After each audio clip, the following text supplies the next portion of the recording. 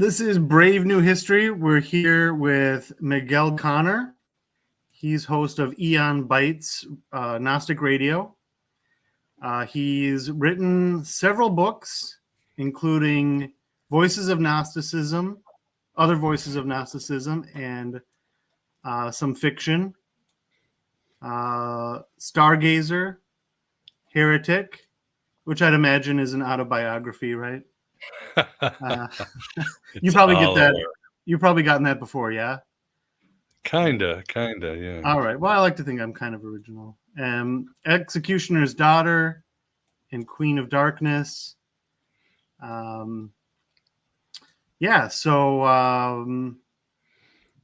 fan of Gnosticism. Interviews a lot of people on AeonByte Radio. Anything you'd like to add to your background that I missed?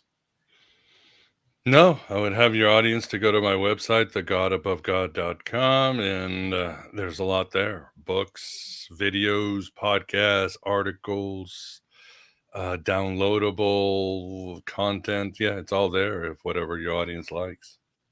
All right, brilliant. And so what do you find most interesting about Gnosticism and Gnostic thought? Well, that it's right. I think we do live in Gnostic times. Yeah. That's a big plus.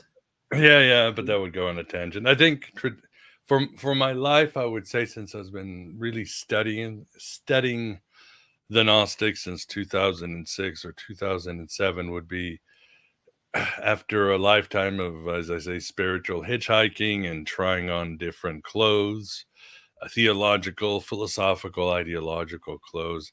The Gnostics just had that vibe, you could say aesthetic, that deep burn I felt on answering the questions, the great questions of life, if you would. What's the meaning of life? Why is there evil? Why is there suffering? And so forth. And to me, the Gnostics, their ideology just suited what I'd been looking for better than other traditions. And so here I am. I've been just going down that vibe, and I find them extremely interesting, extremely, I don't know what the word is, subversive, wild, anarchist, just kind of the religion of no religion, or anti-religion, anti-society, even though, as Gary Luckman called the Hermeticists, the religion of the mind, the religion, or I was reading Dr. David Litwa's book today on carper crates, and he called it the Alexandrians, which was the hotbed of Gnosticism, were just an intellectual religion. It was a religion that is both experiential, it's shamanistic, it's meant to create an out-of-body ecstasy, but at the same time, it's very embedded in classical philosophy. So reason is also very important. So there's other reasons I definitely lean towards the Gnostics. They certainly had a better understanding of the divine feminine and lean hard into it. They had, their theologies were more fluid than Christians. The idea of reincarnation, gnosis, a direct experience with the divine. So all in all, Gnosticism was just something that really fit with me. But I understand it is kind of the niche of niche religions, if you would, because it does provide, or has you ask some very hard questions, or try to see the nature of reality, which, when you look at reality for what it is without any blinders off, it's pretty intense out there. Yeah, and I'm also a big fan of Dr. Litwa. I just joined his Patreon just recently, which is nice. I'm there, and it's a great resources. Yeah, whichever the level is that you get to ask him questions all the time, which I hope I don't become too annoying, right? But you're the one. I see the comments. No, just kidding. Well, I wonder if he's already considers me that. But I know with his thing on, I ask I asked him a question about Gnosticism, and then he's like, "Well, what do you mean by Gnosticism?" Because he told me no two scholars agree on what Gnosticism is. So it's difficult. I said what I would think, right? That there's this. I didn't bring up like the whole experiential part, right? But yeah, it's hard to, like, when you talk about Gnosticism, like, what do we mean, right? Is this book Gnostic? Is Thomas Gnostic? Is Marcion Gnostic? No. Yeah, that seems to be the consensus. I guess I figured Thomas is only partly Gnostic. It's kind of I have researchers who say that everything is based on a rhythm, and I wouldn't be surprised. These things were oral. They were meant to be, most texts were performative, so there was you didn't just put a list randomly. People had this thing about gematria and how things were ordered. So there probably, I've had researchers say that there is a rhythm in Thomas, but at the same time, it seems that the evangelists just pull from different traditions, you know? Mm-hmm. Some of them are very Gnostic, yes. Yeah, where you look at it, the whole, like in Mark, you know, and like going back to Litwa, and I guess the scholarly consensus is Gnosticism as such, like the idea was around before Christianity, but it's not until the 2nd century that we really see Christian Gnosticism, which I'm yet to read The Evil Creator, or I mean, well, yet to get it as well, which is necessary to do first. But it was my understanding that, you know, under syncretism, like we're trying to merge Egyptian religion with Jewish religion, and they find a spot in their pantheon, and it's essentially the god of chaos, which kind of is the formation of Gnosticism. And where was I going? I lost my train of thought where I was originally going with that. But you know, the Gospel of Mark, right? Where, you know, it's so easy to read in Gnosticism to the Gospel of Mark, John, right? Especially with the logos, and the logo seems to emanate from the monad, right, in the very first verse. But in the Gospel of Mark, Satan takes Jesus up onto a high place, right? Satan is the Lord of this world, and says, "This is all yours if you worship me." I mean, if that's like not Gnosticism, like it's hard to say what is, right? Well, he does say, "I rule every kingdom in this world." So he's in control, just like in Paul, there's the God of this world and the archons of power. So yeah, there's definitely this Gnostic vibe that lesser or malignant creatures or inept creatures, I think that's what Paul seems to be saying, are in control of the world. And now, how are we going to get back to the CEO of the universe, if you would? Overcome this world that's been screwed up. But so yeah, it was the Valentinians who started writing exposition on the Gospel of John first. They really embraced it. There's no secret that Paul was called the apostle of the Gnostics and the heretics by Tertullian. So the sort of Gnostic minded or even Alexandrian Christianity were rejected at first and then slowly co-opted by the church. And I understand scholars don't like very much the term Gnosticism, but I like what scholar Dan McClellan said. He said he learned two things when he was going to graduate school. One, the map is not the territory. Two, all models are wrong, but some models are useful. So let's face it. People can sit and argue about where Christianity started. Did Josephus mention Jesus? Is Q right? Were they Gnostics? We've been spinning our wheels for centuries on this stuff. But some models are useful, and I think they're going to stay. And one of them is Gnosticism. I mean, I've talked to David Little in person about this, and he agrees because if you started going around alternative Christians or biblical demiurges, you're not going to have a crowd.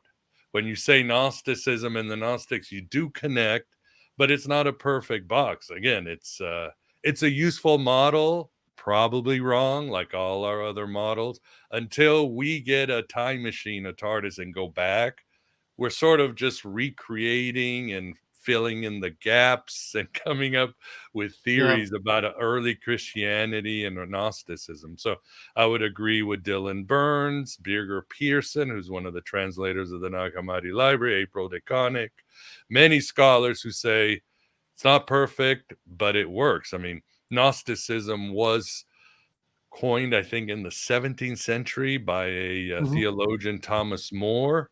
And people say, well, that's a colonizing word. Well, you know what? So Hinduism is a colonizing term. Buddhism is a colonizing term.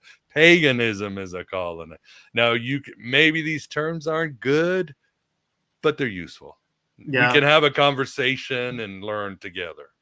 Yeah, I guess for lack of a better term, I don't know. What was it? Inept demiurgy? Was that No, biblical demiurgy. That's Michael Williams and his great book, wonderful book, Rethinking Gnosticism.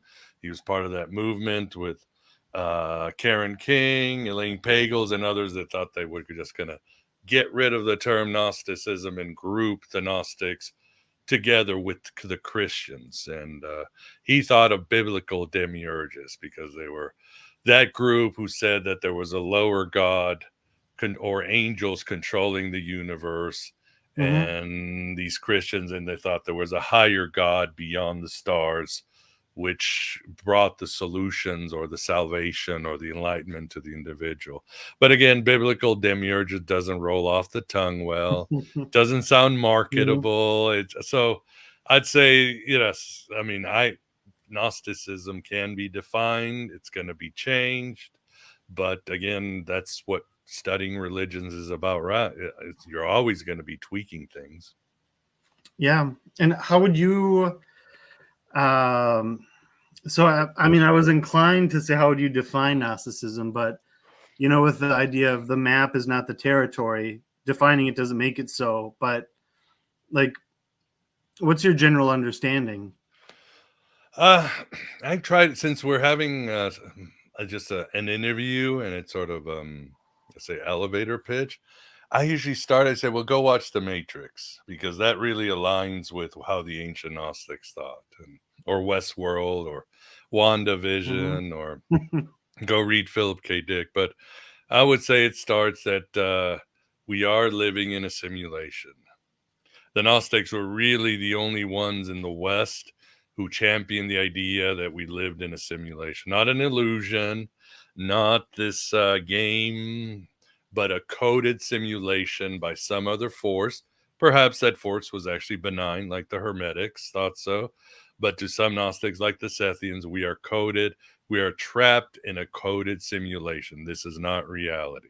This simulation is coded by these higher principles or powers that the Gnostics call the archons, ruled over by the chief archon, or the demiurge, as they call them, who have coded this universe because we house something called a divine spark, a shard of infinity, that fell into this universe due to some either pre-cosmic cataclysm, or there was a glitch in the mind of God, or maybe the supreme mind, the monad, wanted to learn and experience everything. They gave different reasons, but part of the Godhead has been scattered into this universe, like Dionysus was scattered in the Orphic hymns after being attacked by the Titans, or the Garaman was, or the Purusha in Hinduism. And these sparks are now residing in us, and we house this spark. And some of us feel a stir, Neo, feeling like he doesn't belong, and there's something wrong with this world, like a splinter in your mind driving you mad, as Morpheus tells them. Some individuals feel this stirring, they feel this alienation, this call of this alien God that we are part of him beyond the universe. and through the teachings of certain Gnostic revealers, Jesus, Mary Magdalene, Simon Magus. The Manichaeans extended that to Zoroaster and Buddha. With the teachings and the rituals of these Gnostic revealers, this Morpheus, if you would, we can awaken our spark and take these journeys back to this alien God and become united and become fully divine on this earth, not to escape the earth. That's a mistake people make about the Gnostics. Like they just wanted to get the hell out of here. No, they were, as Robert Price calls them, they were Christian bodhisattvas. To awaken the divine spark, to awaken to your inner Christ or Christ consciousness, as New Agers said, even though the Gnostics did talk about you must be resurrected while you're alive. The Carpocratians did say we must imitate Jesus to recall all our lives and become self-actualized and be able to leave this world.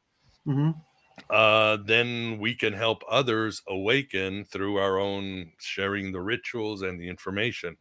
So that's kind of an elevator pitch about Gnosticism. And then, of course, people can talk about other factors. The importance of a divine feminine like Sophia or Barbelo, the idea of reincarnation, the idea of being uber allegorist, middle Platonist. Everything's an allegory and everything's a mystery. Then there's all these other features that we can attach to it. And your origins, I would say, I think I would agree with your origins that it probably was disillusioned pagans and Jews, probably Alexandria, who began interacting with these freelance Egyptian priests. As the Egyptian mysteries were starting to become extinct, these priests began to hand over or teach these individuals these ideas, because a lot of the Gnostic, especially when you realize the Gnostic cosmology is actually very Egyptian and their ideas are very Egyptian, but they interacted and these Jews and pagans fused with the Egyptian priests. And that's how we got Gnosticism, whether it's Christian Gnosticism, sort of Jewish Gnosticism, or Hermeticism. So I think I went on a tangent here, but hope it answered your question. No, certainly. Yeah, with syncretism, it's interesting. Or, we say that, it's a very peculiar philosophy. It makes me wonder, where we would draw the line, right? Because in Hinduism, we have Brahma, who's the creator, and he's forgetful, and the creation is a little bit less than ideal. So that could almost be considered that he's just, I don't want to offend anybody, but he's forgetful. He's not 100% there, right? That's why the world is what it is. So that thought is just prehistoric, right?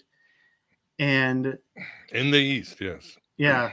Or even let's look at Christianity, where some people interpret Revelation as to say that there was a war in heaven, right?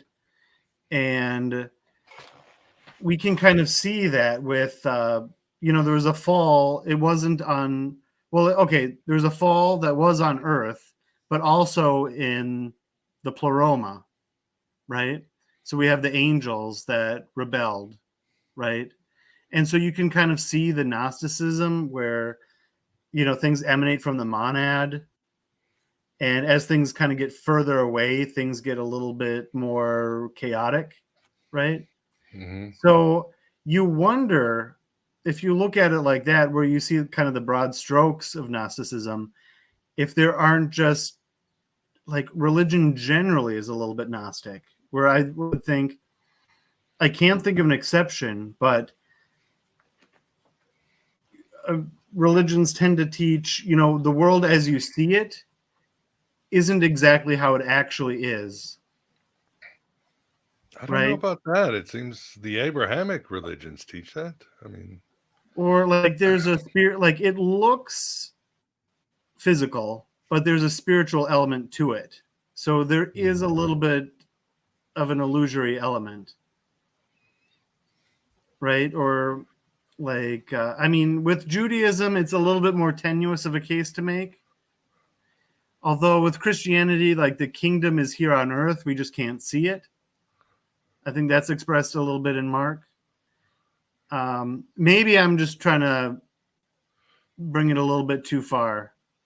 Kind of maybe. Yeah, I don't think you can make not a simulation like the Gnostics were talking about. I mean, paganism wouldn't be that way. You can make a case that the Orphic mysteries were a antecedent to Gnosticism. Certainly some parts of Persian, like Zervanism. I think they're close, but yeah, in the West, I mean, it's kind of what you see is what you get. I mean, this is the earth, this is linear time. If you want an example of really pre-Gnosticism, you'd have to look at Plato's cave. I mean, again, the Gnostics didn't come out of a vacuum. Plato's cave just shows we are in a cave where we're looking at as shadows. It's not reality. We're trapped, and hopefully one person can escape, go out into the sun and go, oh, I see it, and come down and rescue the others. People say, well, that's Plato was talking about the life of a philosopher. Was he? I mean, maybe he was just saying, no, this is my model for reality. So who knows? Who knows? Yeah. Or are they really mutually exclusive? Yeah. Right? The life of a philosopher and Gnostic thought. Where, I mean, that's an interesting point with the cave. I've never tied the two together. Where you wonder if that was in the mind of the Gnostic writers, with the writers of the Gnostic texts, where there's often a reference to a cave, like the cave that the youth was resurrected from in Secret Mark. Right. There's the cave of, well, clearly Christ, right? Where he's resurrected from the cave, where he's dead in the earth, resurrected as an allegory for Gnosticism. Or, you wonder if it's just the cave just lends itself so well to so much thought. Yeah, it's a great allegory. Yeah. I mean, Marcus certainly has definitely has a lot of at least Gnostic Middle Platonist tones. Like I said, Satan rules the world. Jesus said, I speak to the masses in parables, but to you I give the mysteries. There's a lot of astrological theories and movements throughout the gospel. So it definitely was closer to a mystery religion gospel than most people think. Same with Paul. Some have said Paul was just teaching a Jewish, Hellenistic Jewish mystery religion. This cosmic Christ that comes down and has to destroy the powers and principalities and the archons, and he brings the wisdom of God instead of the wisdom of this age. So he's talking about Sophia, of course. So uses the word gnosis, so forth and so forth. I mean, but then again, the Gnostic religion was shamanistic. It was ecstatic. Mystery religions were experiential too. And yes, the cave motif was there. Just like in many Gnostic rituals and the mystery religions, you would go down into Hades. You would go down into a cave, face all these demons or dark gods, which is the great allegory of we all have to face our shadow, our past, our sins. We all got to go down and sort of purge all the negativity, our lower self, face our past, and then we can go up and become like the gods. And all this mystery religion and Gnosticism goes even back into ancient shamanism, where the shaman would go out into the world on a spirit journey and be attacked by all these spirits, but he had to go find insights for the tribe to help them survive. So that's the connection. Yeah, that's definitely the connection I see right there. But again, the Gnostics did come with this very sci-fi idea that there is a universe, it's coded.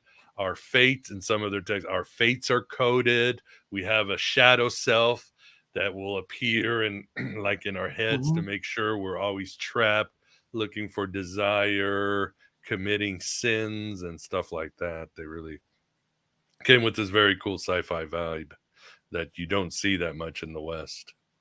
Yeah. Now, would you see the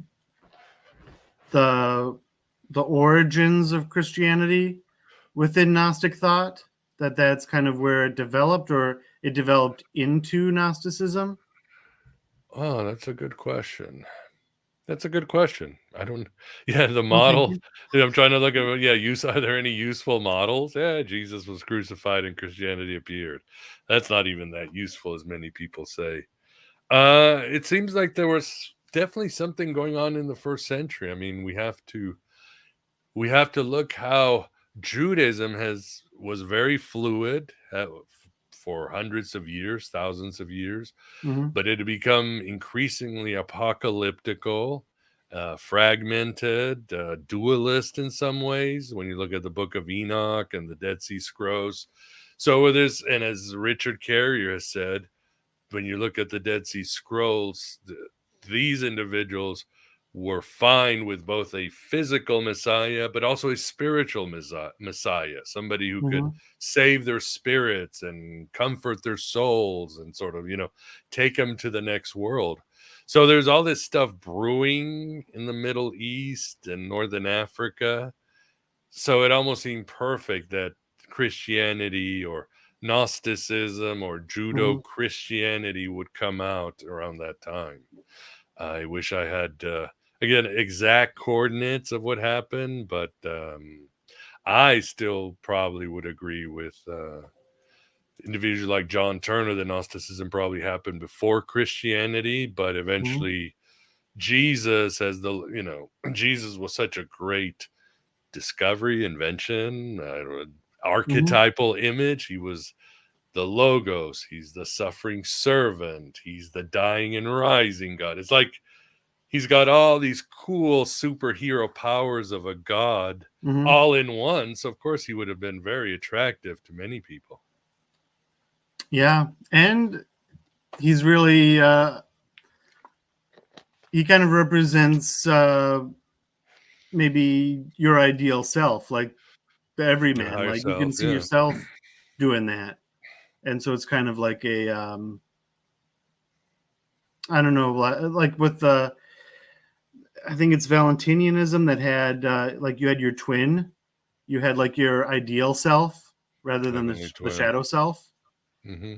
and yeah, and then I wonder what the role of the crucifixion was in Gnosticism, where we'd talk about Christ as the ransom, and you wonder ransom from what? Like, well, even in mainstream Christianity, ransom from who's being like We are who you paying the ransom to? the rulers of this age, the rulers of Yeah, this universe. Yeah. yeah, The and archons. yeah. Whereas you wouldn't think like a triune God, you would need to pay. There's like an internal debt that needs to be, I mean, it seems to maybe, make more sense under Gnostic thought, right? Well, it is Where, if you assume that this, like, Enoch and Paul and all these other people at the time, that, yes, Simon Magus, that the universe was being controlled by lesser powers that had become hostile or again inept. I mean, that's it's not. I don't know if you've David Bentley Hart. He's a Greek Orthodox theologian, brilliant scholar. He's a universalist, so he makes us church mad. But that happens. There's Catholic universalists.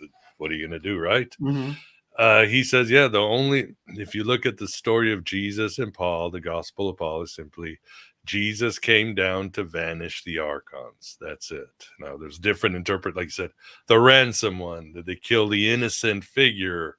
Whatever it is. And the Gnostics, in their many texts in the Nag Hammadi library, have different theories. Like, yes, they destroyed an innocent man, which broke the cosmic law and tilted the balance so humans could be saved. They had all these theories about it. Having mm-hmm, said that, the crucifixion was never that important. Certainly, it offers no salvific power. I mean, even the Gospel of Judas, Jesus is telling Judas, they're going to destroy me because archons are going to archon, right? I mean, that's the thing. I don't belong here. yeah, I'm a creep. It's like that song by Radiohead. And they're going to destroy them. And he's like, I'm going to tell you the stuff. and then you're going to have to help me because they're going to destroy me anyway, and you're part of this divine drama, so let's just do it. And they destroy him, but it's only his physical part, and then he goes back to the pleroma. Yeah, or if you kind of follow the harrowing of hell, right? He died, descended into hell, and then brought the gnosis to bring the people out of it, how they could escape, right? Where that kind of, you would think that's where Gnostic thought would take you with that. Whereas, I mean, and that's another thing with, like, you know, he keeps on descending, right? He's from the pleroma. Maybe you could look at it, he's descending through the heavens, right, to earth, to the lower parts, and teaching how to get back to the pleroma. Almost like as if we're talking about like all facets, right? And you could almost look at it as, you know, in your practical life. I mean, maybe this is a bit of a stretch, but let's say you're trapped in like a 9 to 5 that you hate, right? And you're working, and that's your motivator to escape that, right? To do something that you like, not be trapped, right? I mean, that kind of parallels off of Richard Carrier's thing, right? That there's the physical, there's the immediate, right? It's our daily bread. That's nothing spiritual about it, but we want that too, right? Sure. So when it comes to general theology, do you like have a favorite among Gnostic schools? It sounds like you're more into the Valentinian model. No, I like the Sethians, the so-called Sethians, because they were more hardcore. They went all out on how this world is an illusion. It's a coded illusion. It's not here to fool us, but here to trap us on purpose.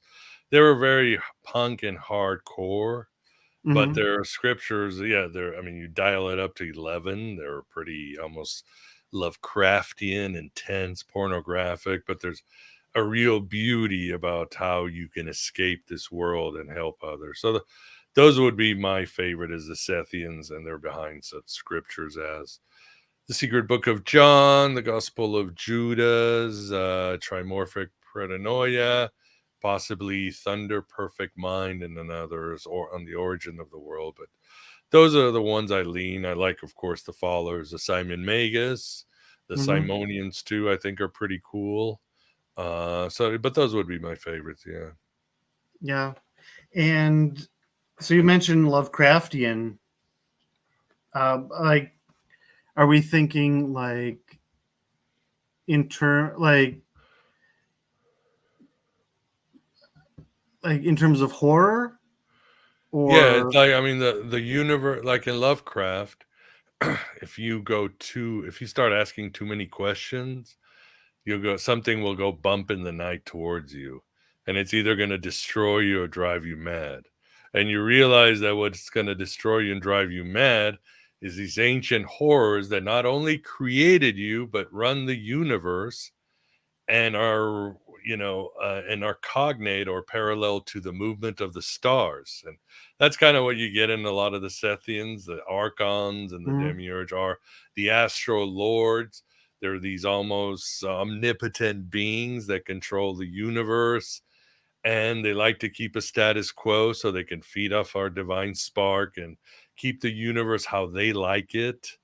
But at the end of the day, if you try to wake up, they will bring down the full weight upon you. I mean,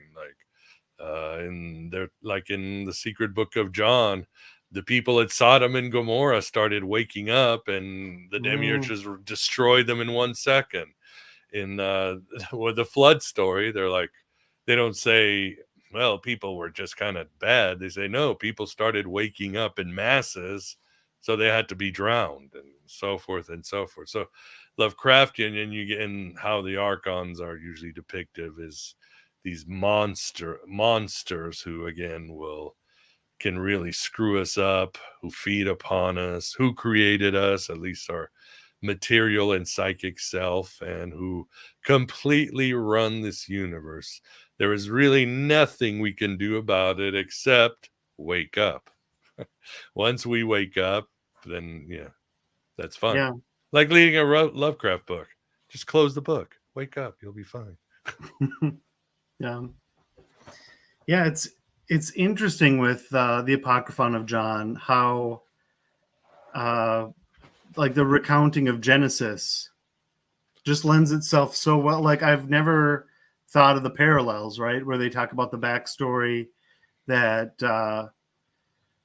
Yaldabaoth totally knew nothing about the monad, the pleroma. He thought he was, and they fit the Old Testament things in there. He thought that there were no other gods beside him, right? And his world was chaos and void and empty, right? And you would probably remember. It's a poor copy of the upper world. Yeah. He cannot create on his own. He can only shape. He can only mold things. So in his ignorance, he thinks he's creating something new. And all he does is he creates a shitty copy. You know, what I like about the Gnostic texts is that they're so psychological. I mean, Carl Jung said they were history's first real depth psychologists, because you're getting a narcissist right there. Or when our egos are out of control and we think we've done a good job and all we've done is rip off somebody else, and we take credit for the things we are, and we think that I'm the best, and I'm the only dad in this house, or the best husband, or you watch out, there's only me. The disconnected ego from our unconscious. Well, that's the demiurge for you. So yeah, you get narcissism, dissociative personality, or disorder. You get paranoia, schizophrenia, how Sophia split into, I mean, the Gnostic text, like the Secret Book of John, is just one example of mental disease and disorder after another. And scholars have noticed this in recent years, even beyond Carl Jung. Yeah. And does it say anything? You wonder what the Revealer says about psychology. Is it mostly a negative outlook towards psychology, or is that just a healthy person, somebody that's like Not following you? So Christ comes to the world, right? Or the Revealer, right, who brings gnosis. Is there something psychologically to say about that? Well, that's our inner self. That's what Stephen Davis said. It's our higher self, our complete self, our unconscious or our soul coming up to try to help us out, to say, look, it's not just the ego. The ego is just a part of us that deals with reality, but when it interacts with reality, things can get warped. So I am here. I am your intuition. I am the best version of yourself. And I want you to accept me so we can all work together to be a complete human being. What does salvation in the Bible, New Testament, can mean wholeness, which is what, and the Gnostics saw that. Christ is the one that brings you wholeness. He is the best part of yourself, your higher self, the self that communicates. And of course, the Gnostics would say, yes, he is, but he's the Logos. He is divine reason. He's the part of you, like the Stoics and the Cynics. He can reason and not be attached to the world. He has no passion because he's always calm and balancing things out, seeing things for what they are. But they also had Sophia, which was the Gnostic, which is the part of us that works with intuition, more holistic, feels more, but also has a wider experience of life and everything that would be Sophia. So the Logos and Sophia within us, or as Jung called it, the anima and the animas working together. Logos and Sophia, it's what can heal our mind and make us complete, as Carl Jung, individuation, where all our mind is working well. The Gnostics and Carl Jung would say, no, most of the time our minds are completely fragmented.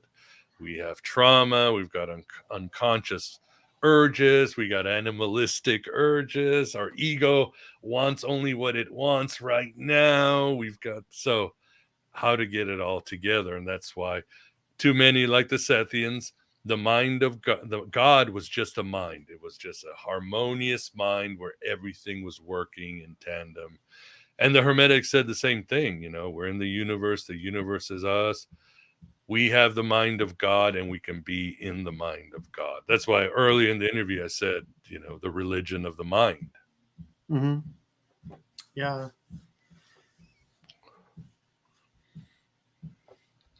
Now the monad, completely unknowable, right?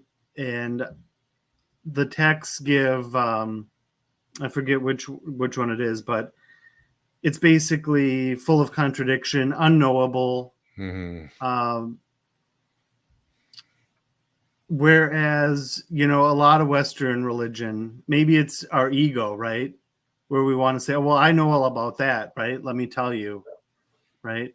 Mm-hmm. What do you think about the monad and the position of the monad in Gnosticism?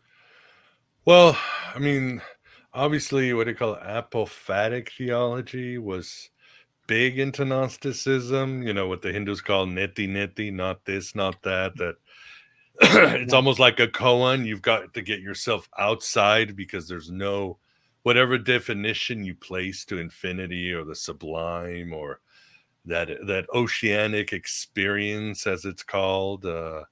You can't describe it, so you've got to get yourself out to it. But also the paradoxes, the interplay of paradoxes, kind of help you kind of get out of that normative thinking into more of an ecstatic state of thinking. Plus, it gets us to realize the awe of something when something is beyond description.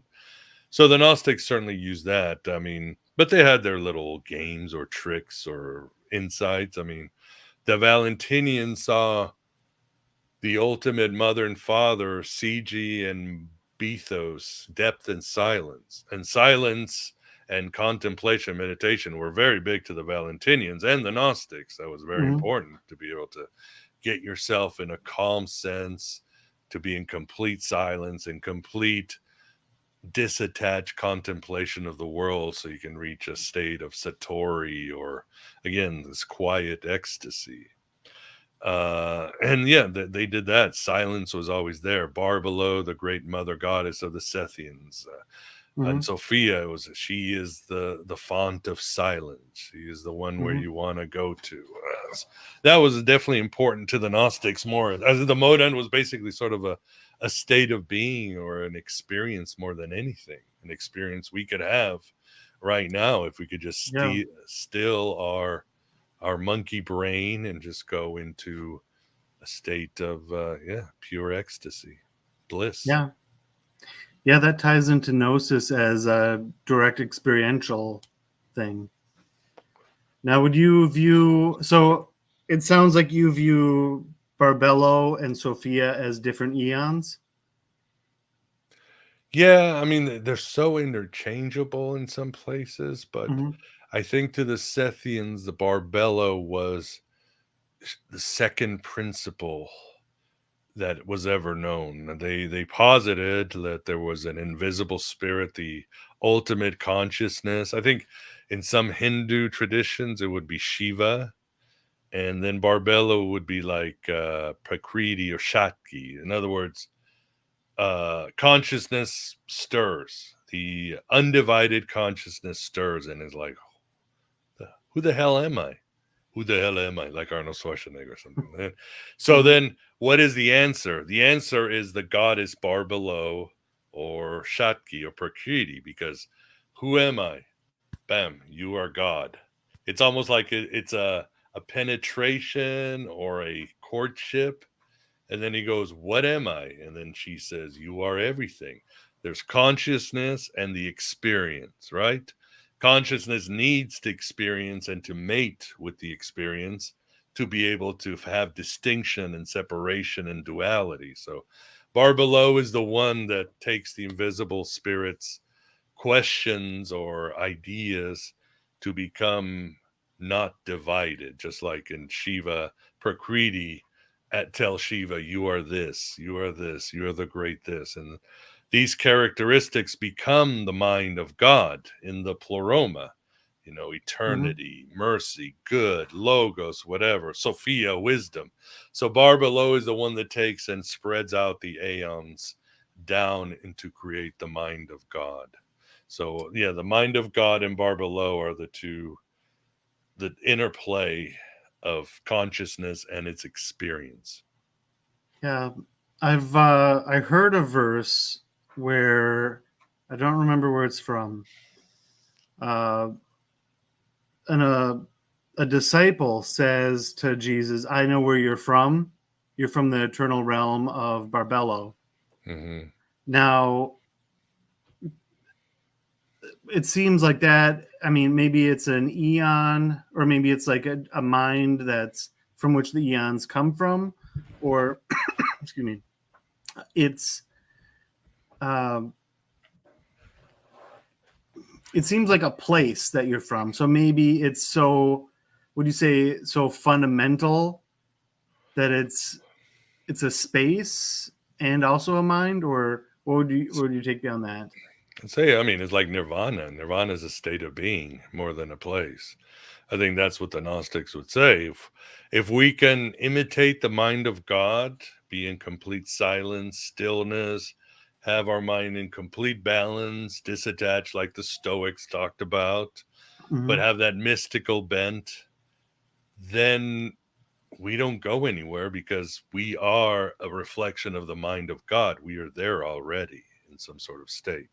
So that's what they seem to be saying. I mean, in their rituals, they seem to go down to Hades with the goddess Sophia, and then they go up to the stars. And we went through the constellation Draco, and we went through the Virgo and Leo, and like they're, in Star Trek or something. But they also seem to be talking about how they're going inside because they're talking about characteristics, and they say we are going inward. And I always said the journey to your true self and the journey to the nearest star is probably the same distance, and it's the same journey whether you go inward or to the stars in an out-of-body experience. So I think to them it was the same. And Plotinus said that too. Whenever he would talk about to go see the one, he would always say, now I will go inward. So he was like, he wasn't going to the world of ideas or beyond, he was going inward. And when you talk about like the Jewish mystics, the Merkabah Jews, whenever they took their chariots to see the throne of God, they never said, we went to heaven. No, they went down. They specifically, we went down. They went inward. So as above, so below, as inward as outside, said Hermes Trismegistos. Yeah. And that's a common theme in Gnosticism. Make what's like above, below, left like right. Which the final logion of the Gospel of Thomas, right? The one with Mary, yeah. I always wonder what that's about, right? Like, it's just trying to say Peter just didn't like women, or what? I wonder what's going on there. There seems to be make a woman like a man, but they don't say make men like women. So you want... No, it's a pretty intense. Well, I mean, you have this conflict of Peter and Mary in the Gospel of Mary. There's a couple other places where they just butt heads and what they represent. Mary's sort of the more Gnostic-minded. Peter's the more traditional, straightforward one. Don't want to judge because whatever rocks your boat. But Jesus says he will make Mary like a man.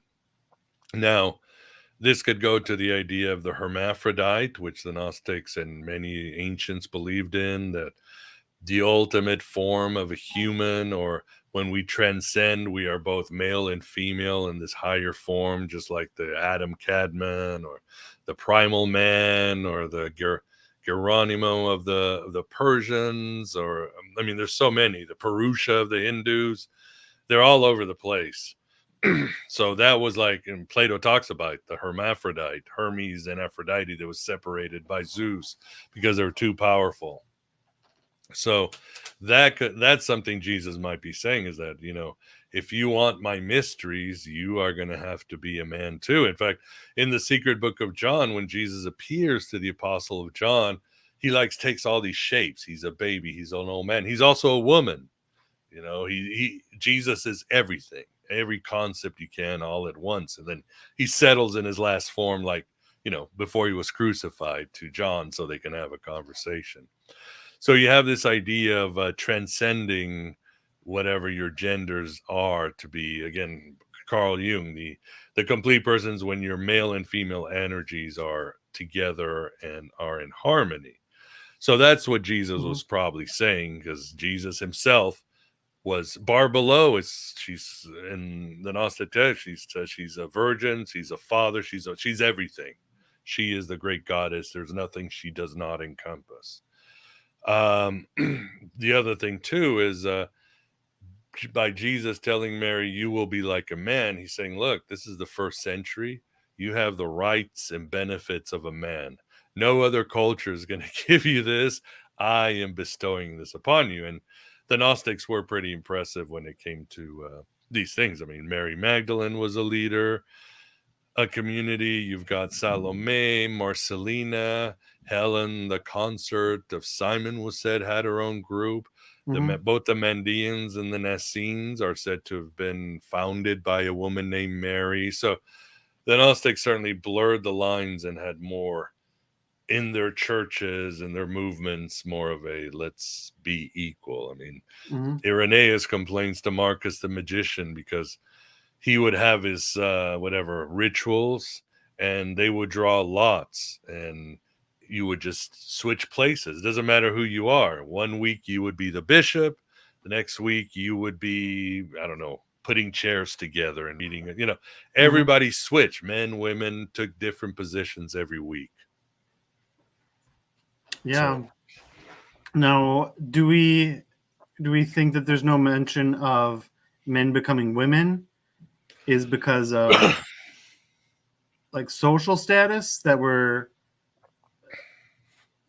I wonder about gender in Gnosticism, where I've Jesus heard is like a woman. What's that? Jesus is like a woman, and even Hal Tosick, he's a a Methodist minister. He's retired, most Orthodox. He's always like, I had this conversation with him, and so I think in 1 Corinthians 2, people don't realize that God or Paul associates Jesus with the wisdom of God. In other words, he's saying Jesus is like Sophia. So Paul is gender bending Jesus because he's saying you are wisdom. In those times, wisdom was certainly female. Gotcha. I've heard that one Gnostic school believed that all souls were actually female. Yeah, the Valentinians had these ideas. Yeah, and the only real man, well, I don't mean it as, like in the macho sense, but the only male spirit was the monad, and all other spirits were female. So it kind of, and the monad is unknowable, right? We can't know what that's like. So when we say the monad is a man, it has no meaning to us, right? We have no idea what a man is because we're all female, right? I wonder what that's about. Like, what is female? If we're all female, there's nothing to distinguish it from anything else, right? I mean, wonder if, like you compared it to a koan, where it just says gender is illusory, is, I guess, the only way to take that, right? I don't know if it's illusionary. You have to transcend it all. Again, you have to get beyond the meanings of things and your preconceived ideas of how you see things and get into a mode of totality, wholeness, completion, where these things don't drag you. Your gender doesn't drag you down. Neither does the opposite gender. You are beyond these things and you can see these things. Some of them are just good allegories. Again, I talked about the invisible spirit in bar below. It was just a good metaphor because the metaphor of penetration and sex and the woman is the one giving birth to the ideas of the great invisible spirit. It just works better as an allegory. Yeah. And like in terms of meaning, like what do you think the Gnostic thought would give towards meaning generally? What do you mean by meaning? So,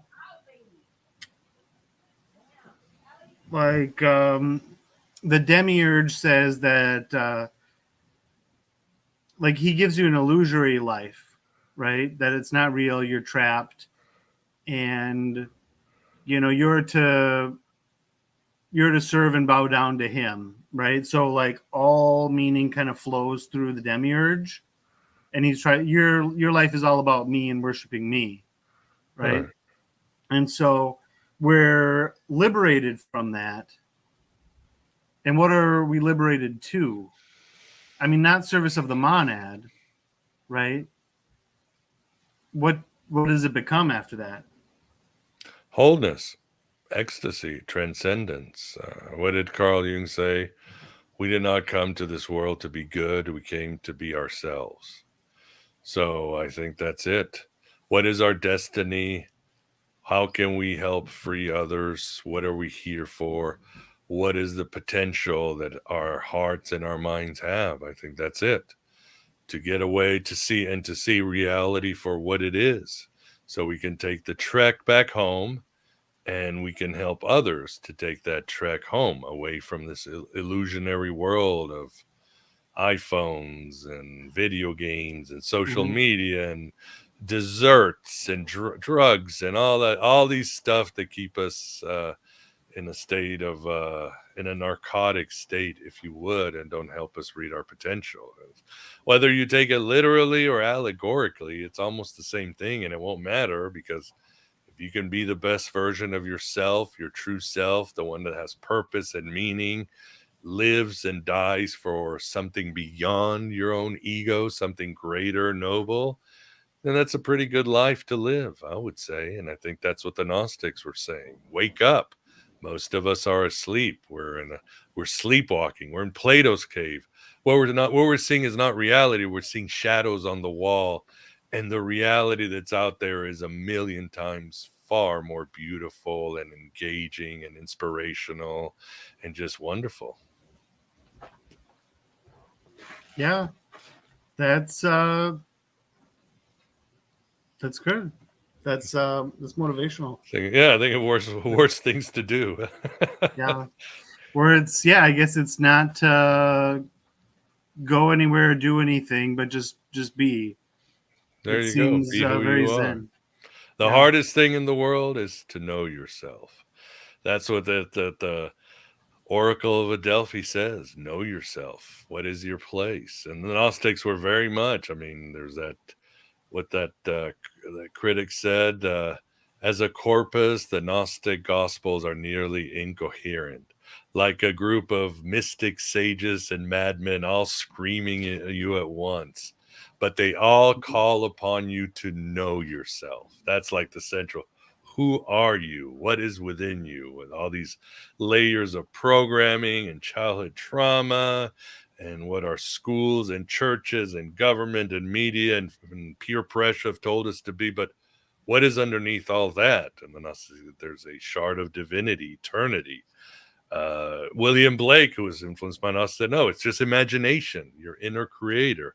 Philip K. Dick said, no, it's your inner empath. It's the part of you that wants to love and help animals and people and the world.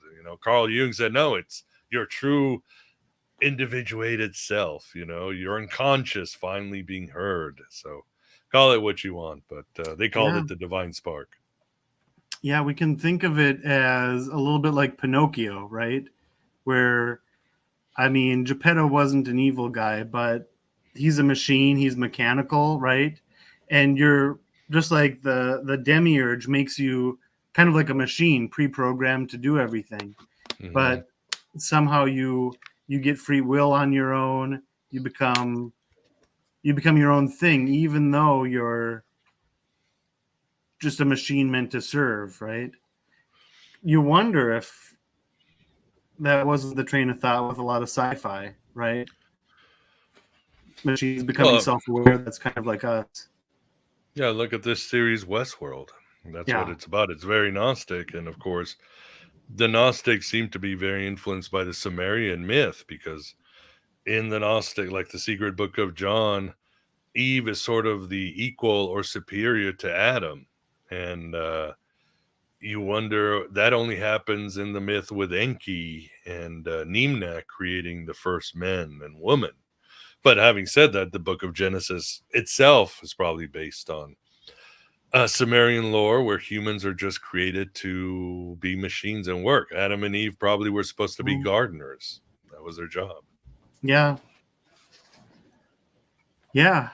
And do you see Sophia as the serpent in the garden, trying as a pre-Christ liberator? I've heard that Sophia, like wisdom, can also mean like crafty, right? And serpents are often associated with craftiness or with wisdom, right? Yeah, I mean, there were Gnostics that were like the Essenes or the Ophites that were the serpent worshipping Gnostics. They saw the ultimate godhead as this giant serpent, very much like the Egyptians in the myth of Atum. But they also saw, they saw the serpent as the giver of wisdom or the great instructor. Some Gnostics said, no, it was Jesus. Jesus was there, the Christ, the logo was there to help Adam and Eve. Some others just saw, no, it was the demiurge and another tribe. They had different versions of who the serpent was, but they loved playing around with the Garden of Eden and giving different versions. In their version, obviously, Adam and Eve were the great souls. They've been trapped in this illusion, and it's their rebellion to escape the demiurge's chains that gets them kicked out and all that other good stuff. But they're the good guys, and God is the bad guy. Yeah, definitely. Well, that's, I think, all the questions I have. Was there anything that you wanted to touch on? No, I hope I haven't confused everybody. I hope they aren't more confused than when they turned on the show about what Gnosticism is. But again, the map is not the territory. Some models are useful, and at the end of the day, you're going to have an experience. I think if you have a deep ecstatic experience, you're going to realize we are trapped in a simulation, and it's up to us to wake up to what we were before we became trapped in this place. What's the saying by this Egyptian scholar?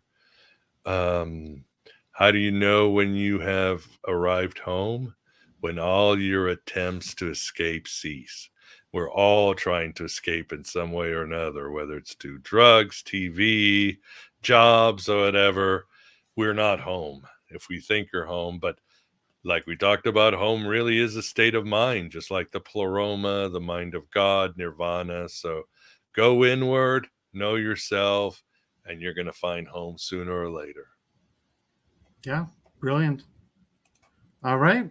Thank you so much. I think that's a good end point. Miguel Conner, AeonBytes Radio, AeonBytes Gnostic Radio, right? AeonByte, right. No bites. AeonBytes. Yep. All right. Brilliant. Thank you so much. It was a pleasure. My pleasure. Thanks.